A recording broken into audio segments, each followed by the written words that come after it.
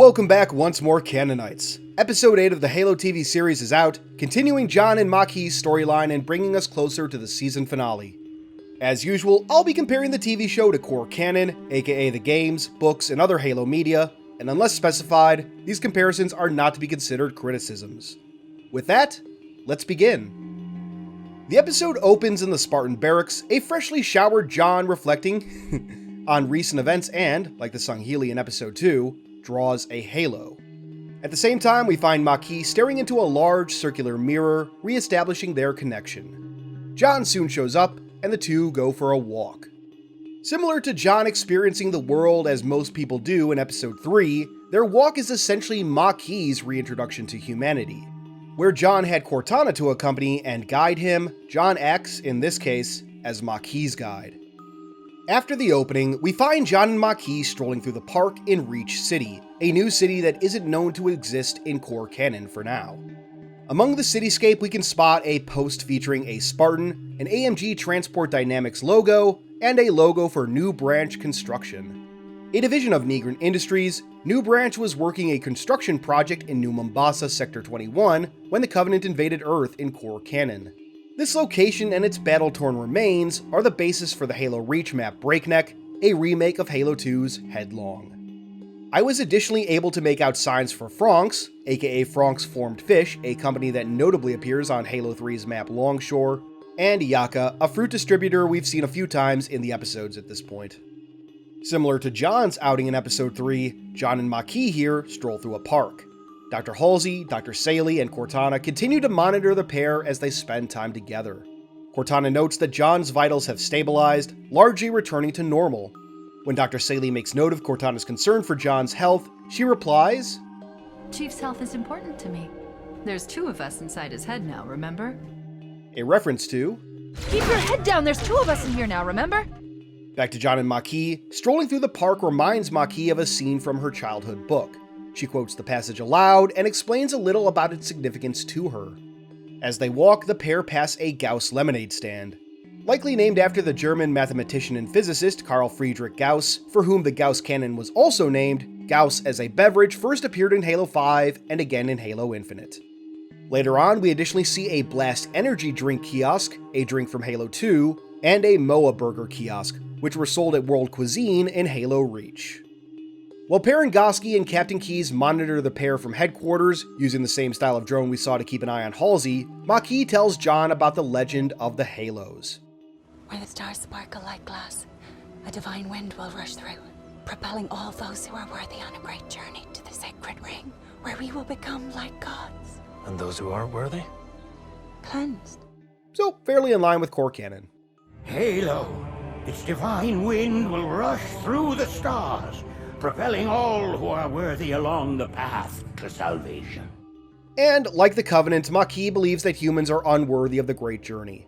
John, however, believes that humanity is capable of good, drawing from his recovered memories. John is suddenly called away before the conversation can continue. As he walks away, Maquis is startled by a dog, causing her to ignite her hidden energy blade for a moment. In another minor parallel to episode 3, both John and Maquis' journeys at the park are bookended by interactions with dogs. Though where John was more curious and the dog undisturbed by his presence, Maquis is barked at, causing her to panic for a moment. We cut over to the command center at White Tower, where everyone is watching the results of a Covenant attack on the colony of Criterion. Cities are burned, the ground is turned to glass. It's an appropriately haunting depiction of glassing.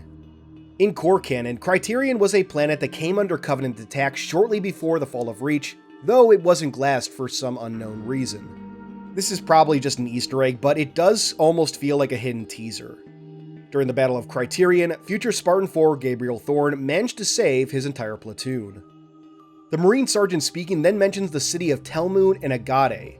Though new to Halo, these cities are named after ancient cities. Telmoon is a Semitic reconstruction of the name for one of these cities, otherwise known as Dilmoon. Agade is better known to folks as Akkad, capital of the ancient Akkadian Empire. Captain Keyes then has the feed cut, and Parangoski orders him to contact Admiral Whitcomb to deploy 7th Fleet. Vice Admiral Danforth Whitcomb was a prominent character in Halo First Strike, which is a fantastic read if you're looking for some more Halo media. As for 7th Fleet, it most notably appeared here in Halo 3. Back to the show, Keyes tells Parangoski that they can't deploy additional fleets as it would risk violating the Cole Protocol. Specifically, it could risk leading the Covenant to other colonies or even Earth. Parangoski insists that they can't simply wait for the Covenant to find them, and John steps forward, agreeing. He proposes allowing Makee to use the Madrigal artifact to track the other one. It's a hard sell, but ultimately approved, so long as Miranda supervises. Cutting over to the hangar bay, we find the UNSC testing the Phantom the Spartans captured in Episode 1, while Riz 028 runs a decryption on the data recovered from it. Vanek 134 asks whether Kai 125 is ready for combat or not, at which point we cut to Kai lifting a heavy piece of UNSC machinery to the cheers of surrounding personnel. And in case that wasn't impressive enough, she then lifts a fully loaded Warthog. It's great to finally see some feats of Spartan strength outside of their armor. You guys got anything heavy? Interestingly, when it comes time to pay up for bets, they use paper money, something I'm not sure we've actually seen in Halo before. Although, this might not be currency as we typically understand it, can't say at this point. We briefly cut to Miranda's new lab, the doctor's seemingly fully moved in now, replacing the Mjolnir armor Halsey once had on display with her jarred Legolo worms.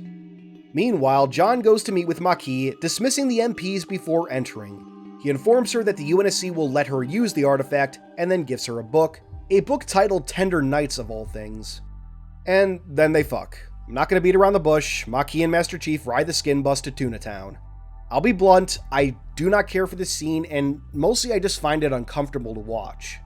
I think I understand what the show was going for, showing John being overcome by emotions and the attachment to someone like him, but I hope this romance doesn't last. And to make things even more awkward, Cortana essentially monitors, or is arguably forced to monitor, the entire encounter, what with being hooked directly into John's brain at all times. The scene closes with Makee hovering her finger over the Chief's head, like she's contemplating whether to activate her finger blade and kill the demon on the spot. Then, in another moment mirroring John, she decides to remove the fingernail-concealed energy blade, similar to John removing his pellet in Episode 3. For John, removing the pellet was a step towards discovering his past and experiencing humanity for the first time. Makee's experience, on the other hand, is harder for me to pinpoint. Is she removing a potential security risk after using it in front of people twice, or is she perhaps resolving to try and save the Chief like she believes she has been? Who knows? Later, Jacob Keyes meets with Halsey, informing her that she's been ordered to leave Reach by midday. High noon. There's actually a Halo map called High Noon, which recently was revealed to be set on Reach. The map is set near a Forerunner portal similar to the one seen on Earth, the details revealed in Halo Shadows of Reach. Keyes and Halsey get into a spat over the matter, leading to another moment from the trailers. What else are you willing to sacrifice? Everything. I am willing to sacrifice absolutely everything. Keyes then informs Halsey that she'll be able to keep her ship thanks to him pulling some strings, and that it's waiting for her departure. After the visit, the show follows up on the thread left dangling from Episode 6, the contact lens Halsey wore while Miranda visited. Turns out, as I'm sure many suspected, it's designed to mimic Miranda's retinal scan, granting Halsey access to the systems of White Tower once more. I find it kind of interesting that Saley gives the contact to Halsey almost like he's proposing to her, though I might be reading too much into that. Halsey reaches out to Makee, talking via the holo projectors in the room and telling Makee that the artifact shouldn't be delivered to the UNSC. She goes on to say that neither side should have the weapon and that it should be under Makee and John's control. With Halsey's help, of course. When asked to what end, Halsey talks about how it will unleash the full potential of humanity, which Makee interprets as making humanity like gods. She promptly ends the call, seemingly horrified at Halsey's goals. With Plan A a bust, Halsey goes to Plan B, contacting the Spartans. Reaching out via an emergency Spartan back channel, Riz, Vanek, and Kai are all geared up as Halsey gives them instructions. Proving again just how dangerous she is, she orders a Z protocol, something new for the TV series I believe, which basically gives her complete authority over the Spartans. Kai asks why the Chief isn't with them, and Halsey claims that he's been compromised by repeat exposure to the artifacts. Kai continues to question, forcing Halsey to have Riz and Vanek incapacitate her. As Halsey continues her preparations, Cortana asks what will happen to John after they escape. Halsey answers that, given Makee's ability, John will no longer be needed, allowing Cortana to take complete control of him as originally planned. This elects a notable pause from Cortana, though she downplays any emotional response. Halsey goes on to say that Cortana and Chief combined will be the best of humanity, foreshadowing the victories the two will bring to humanity in the near future. Although how the two end up working together will play out different than Halsey seems to imagine. Meanwhile, as Miranda prepares to oversee the artifact test with Maquis, her translation of the intercepted message from the UNSC Gladius a few episodes ago finally starts to clear up, eventually revealing Maquis' voice. Miranda tries to contact her father but discovers that comms are down site-wide, the result of Dr. Halsey's work. With no other choice, Miranda runs to find her father and inform him of her discovery. At the same time, with comms jammed other than with the Spartans, Halsey prepares to kidnap John and Maquis. Just as the two are about to round a corner, Cortana decides to choose a loyalty. I'm asking who you work for, me or Halsey. I'm not designed to make that choice. Informing the Chief of Halsey's plans and then cutting Halsey's access off. Dr. Saley has a pretty Dr. Saley reaction naturally. I really want to know what the hell this guy's deal is. Anyway, John has Maquis make a run for it, while he confronts his fellow Spartans. Vanek and Riz attack almost as soon as John shows himself, and from there it's an all-out brawl between the Spartans. Riz and Vanek naturally have an advantage in their full armor, though John puts up as much of a fight as he can. The fight is full of spectacular moments, such as Riz punching a DMR into oblivion, John beating on his fellow Spartans with dumbbells, and some great teamwork from Cortana, among other moments. Meanwhile, Kai wakes up on her back and chained to a metal-reinforced cement pillar.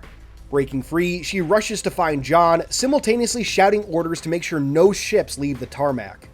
Outside, Marines promptly storm the tarmac, setting up what looks like AEI 486H machine guns, the model from Halo 3. At the same time, one of the MPs finds Maquis and brings her to the artifact room. Miranda arrives soon after, delivering the news of her discovery. The truth revealed, Maquis tries to explain herself, but is knocked down and shocked by the MP, in the same spot as her scars no less. If Maquis had any legitimate thoughts of working with the UNSC, they are gone now. Back at the Spartan fight, Kai arrives just in time to provide support for John, adding her own badassery to the brawl for a few scenes. However, Riz and Vanek eventually have John and Kai at gunpoint. We get to see inside Riz's helmet as she struggles over whether to pull the trigger, during which we can see that her HUD has only Vanek 134 listed, and her radar has 2 orange dots, marking John and Kai as enemy combatants. I always appreciate continuity like that. Back in the artifact chamber, Maquis manages to make contact with the artifact, unleashing another wave of energy through the base, though this one carrying force with it and doing some real damage. Strangely, the MP who keeps his grip on Maquis as she touches the artifact looks like he's burning, like the energy of the artifact is destroying him. It lightly reminds me of the composition process from Halo 4. John then finds himself on Halo once more, during which Maquis says goodbye and disappears. The episode then closes on an unconscious John. And that concludes the latest episode of the Halo series. This episode had some great moments, notably the fighting in the glassed planet, but the John-Maquis relationship is, I think, misguided. As I said before, I sincerely hope it's a one-off. Additionally, after the trailer that was released for this episode last week, I was rather disappointed that we didn't get to see this clip or anything related to it.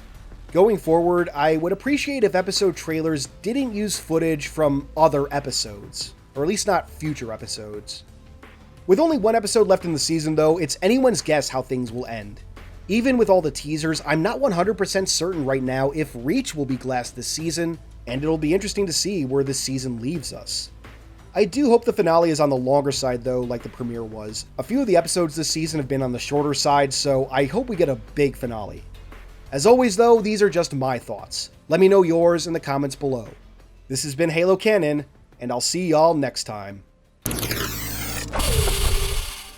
Thank you once again for watching Canonites. If you liked this video, please give it a thumbs up, maybe even share it around, both of which help the channel.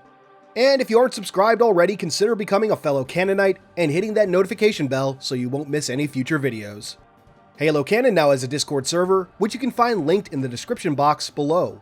If you like discussing any aspect of Halo's lore, well, that's what we specialize in. Thank you all once more, and keep on being awesome.